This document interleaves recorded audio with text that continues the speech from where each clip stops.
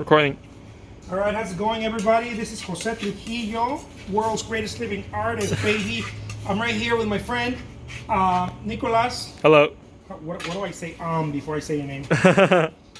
Takes a minute to remember. Takes a minute to remember. Huh? I'm here with Nicolas. He's helping me record record this little process. I hope you guys enjoy it. And here we go, baby. Let's do this. This is a painting that I did earlier on Instagram. And Nicolas recorded it for Instagram. It's on Instagram Live. But look, guys, the videos on Instagram, you can go follow me there. I show up about 5, 6, sometimes 10 times a day. If you want to go and see me paint live and interact with me and ask me questions and whatnot. But if not, you can stay here. I'm at Jose Trujillo Art. This is interesting because this canvas looks a lot longer than it is wide. Where I feel like most of your canvases are either square or they're more like landscape style. Yeah, I've been changing the format a little bit, just kind of changing it, you know. And I'm gonna make a little rowboat. Just get it here. Let's see how.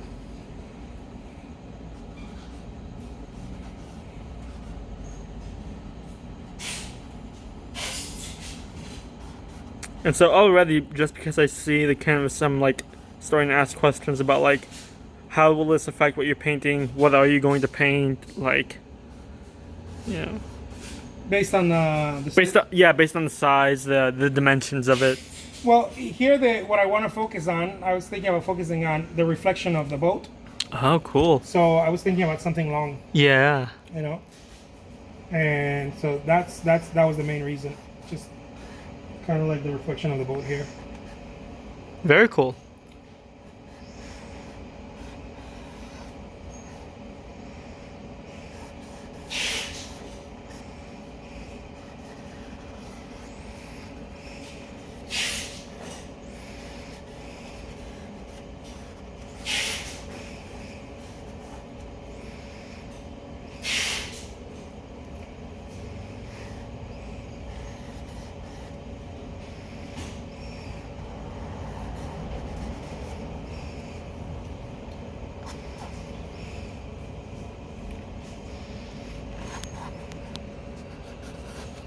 And again, you know, I try to keep it as simple as possible. That way, I don't get too confused with what am I gonna paint now? Where is that going? Where is that light? Where is that light hitting? The less I can think when I'm painting something, the better. And have you always been like that, or did it take you a while to like relax? It took me a while to relax. It took me like 7 years to start learning how to relax. Really? Why do you think it took so long? I don't know. Maybe my personality. I have no idea, but it took me a lot to learn how to relax. Well, for me, like, I mean, I'm not a painter, so I can't. But you are say an that. artist. Yeah, so like for me, like I would think if I'm thinking that way, it would be because, like, I feel like, you know, when you go to school, your teachers emphasize a technical sort of precision, where you have to be good at whatever, or like you have to, whatever medium you're doing in, you're working in, it has to be a specific way that you execute it, I guess. Right. And so I think that lends itself to this sort of like feeling of like constantly asking questions about like what is it that like you're making, and like in terms of like how you're going about making it. Right. You know, Because yeah, and you need that. You know, everybody does. I think, to a certain degree, you need that technical aspect. I think that without it, it creating any art gets a little difficult. so, you know, earlier, like I guess 7 years ago, would you be kind of like stressing out with like your paintings in regards to like, you know, like kind of what we were talking about with the technical aspect of yes. it? Yeah, absolutely. My stresses 7 years ago would be the technical aspect. The technical aspect doesn't really bother me anymore because I paint the way I paint now, and I'm not trying to make it better. I know that it comes out. No matter what I do, it's gonna come out the way that it needs to come out now. Okay. And so I do get better over the years. I've noticed that, but I'm no longer just chasing that. If you were a teacher, do you think you would emphasize the sort of technical ability to your students? In the beginning, absolutely, I would. I would emphasize in draftsmanship In what? and drawing draftsmanship. Oh, Like, okay. if you learn how to draw, I think 90% of everything is drawing. Mm. And the second thing that I would teach is learn how to see. And when you say see, do you mean like literally just like look around, or like make, or like see possible like subject matter? No, Or just see without judgment. Just like learn how to sit there and look at something for a long time and not think anything about it. Just look at it. Almost like a spiritual practice, but just look at it. Yeah. Sounds like it takes a lot of patience. I think that would be the hardest thing, the patience. You know. Because what normally happens is that, at least I've seen that in myself, when we want to create artwork, we automatically go into what's the possibility, so we begin the judgment process. It's almost like a judgment process, like what could I do here, what could I not do here. And I think before you go into any of that, it's extremely important that you just learn how to see it, you know, without having any real ideas. Just see it, you know. And even if whatever you're doing, whether you're using a live model or you're using a reference photo, or it doesn't matter what, just learn how to see it. Learn how to see it, not how to copy it, not how to do it identical, but just learn how to see it. Because if you see it, you're gonna be just fine. You just need to learn how to see it. I know it sounds a little airy-fairy, but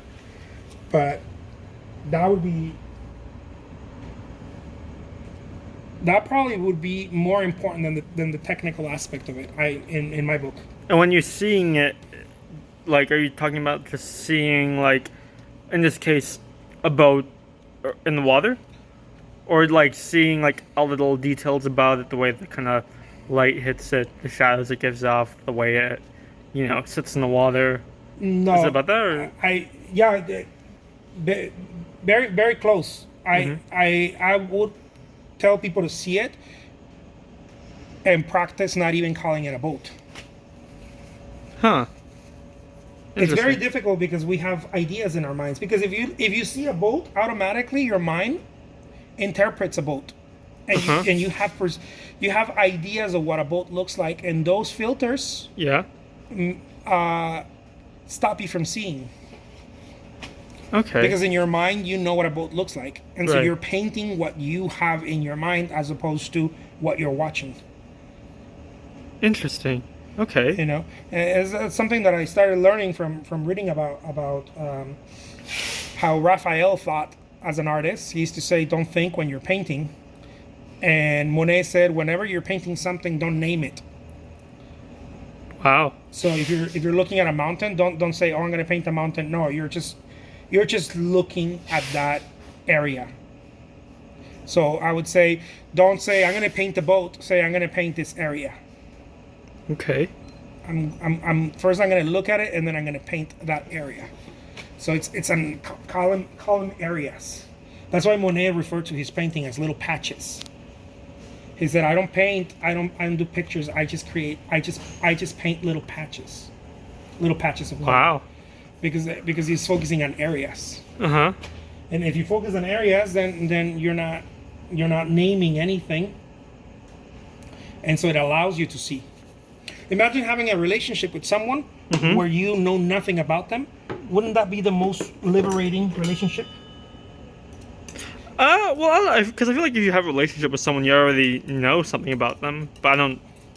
But when you're first starting out a relationship, when you're first starting out, what is the very first thing that we go into? I want to know everything about you, right? Yeah. Talk to me. Tell me everything about you. Because everything is new. And if it's new, it's beautiful. Anything that is new is beautiful to the mind. If I tell you a joke the first time, you're going to laugh. If I tell you that same joke 300 times, you're going to tell me, can you tell me a new joke? You know? Yeah. It's no longer new. It's lost its newness. And when artists create something, I think that's part of the challenge is don't lose the newness. And how do you make sure that you don't lose the newness? Then when you're, I don't even know if that's a word. I'm just calling it that. But how do you make sure that you don't lose that? is that every time you're looking at it, I'm like spitting all over the place here. Every time you're looking at it, it's new to you because you don't have a concept of it. Mm-hmm. You know, I'm not painting a boat. I mean, I am, right? Of course, but I don't want to think I'm painting a boat. I want to believe that I'm just painting an area, because a boat is something old, and I'm tired of it. And there's so much history about the word boat in my mind. Mm-hmm. But an area is new to me. And every area is different because every area. Because it's new. Yeah. Because I've never seen that. It's an area. I've never seen it before. Cool. You know, a boat I've seen, I've heard. I have very strong concepts in my mind about what a boat is. Uh huh. So it doesn't let me paint it because I built concepts in my mind. It's like having a relationship in the beginning. There's no concept, so everything that person says to you is like angels are singing. Right. There is no right. Yeah. But 10 years into it, if you don't like what a person says, you already have concepts of it, right? you're like, oh yeah, you told me that the other day. Yeah, I don't want to hear it anymore. You know what I mean? Yeah. So how do you keep something good? You keep it new. You make sure that it's always new. There has to be a level of newness in it. I believe, I don't know, maybe I'm completely confused about it, but it works for me. Now I'm trying to think of, like, with everything you just said about, like, you know, painting areas and not painting like subjects or objects, but painting like areas. I'm thinking, okay, so I'm a photographer. How do I do that? Like within my sort of within my medium. I think the whole thing is about emptying your mind as you're doing it. Mm. You know, I think artwork is very spiritual. It's about emptying your mind. And so how would you do that?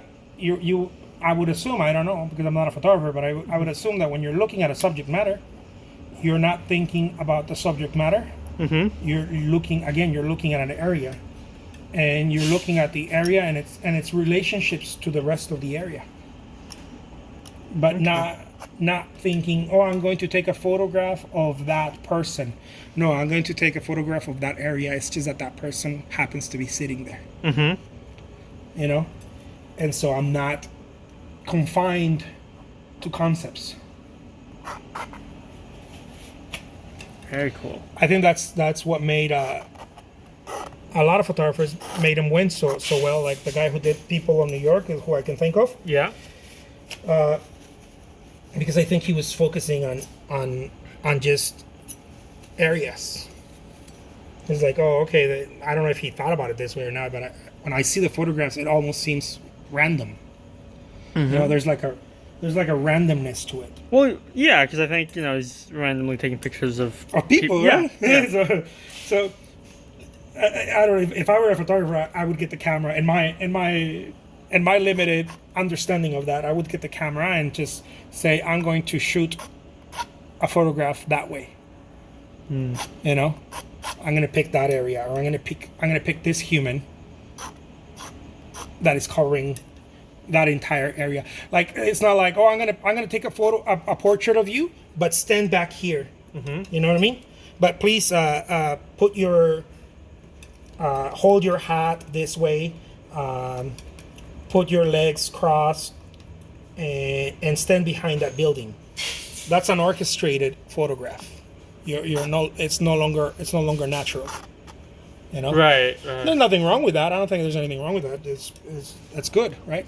But it's orchestrated, as opposed to, I'm gonna take a photo of you where you're standing. You won't even see me coming. Mm-hmm. You know what I mean? I think those are the most beautiful photographs because you're in a natural state. You don't even, you know, some of the best photographers, like wedding photographers, I've noticed, Mm-hmm. They take a photograph of you when you're not looking because you are in a very natural state, Of course. right? And I think that's what makes it beautiful. And there it is. Wow. I think that was it. So, like, to me, it's seeming like everything outside of the boat is like abstracted kind of, and then like the bow is like the only thing that you can see as like being representational, and the reflection of it. Reflection of it a little bit, huh? Yeah.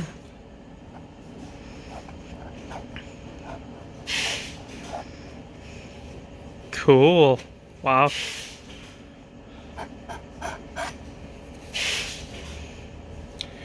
Let me sign my name so that people believe that I did this. Because otherwise they're gonna be like, you didn't do it. Even though there's a whole video of you Yeah, doing it. just doing it. Well, very cool, Jose. Thank you so much, Nicolas. Thank you Yeah, of everybody course. for watching. Thank you. It was amazing. Thank you so much.